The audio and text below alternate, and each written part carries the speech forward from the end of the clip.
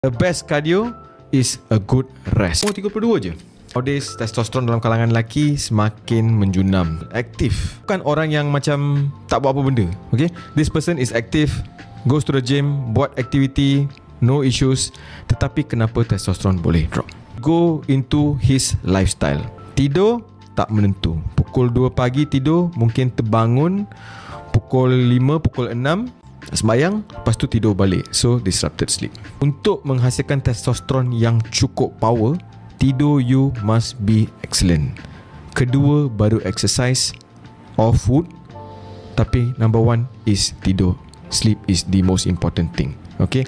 The best cardio is a good rest. Because I said that, tak berarti you tak buat apa-apa, you tidur je No. So the best cardio is to take a good rest. Of course your physical activity is very important, and your food is very important. So masalahnya dia ni tidur tak cukup bagus, sampai dia terkacau buah pinggang dia. So the liver is affected, the kidney is affected, di mana dia punya filtration rate atau fungsi filtration buah pinggang ni semakin menurun. Setiap kali saya check, it drops by at least 10 points.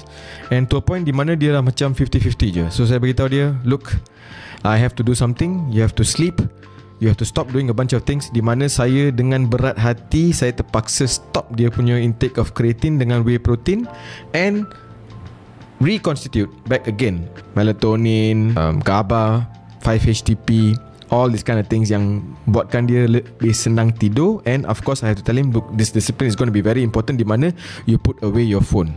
Kalau nak bagi ubat di mana saya letak phone, tak adalah benda macam tu. Discipline sometimes you have to instill yourself. Alright.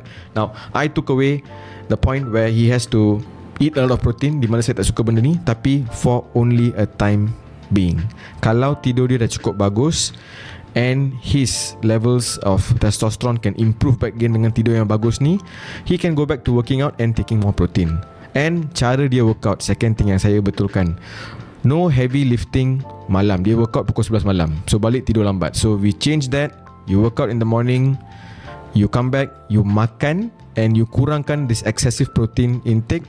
No mass gainers, no whey protein, no creatine, natural food based protein. Itu sahaja.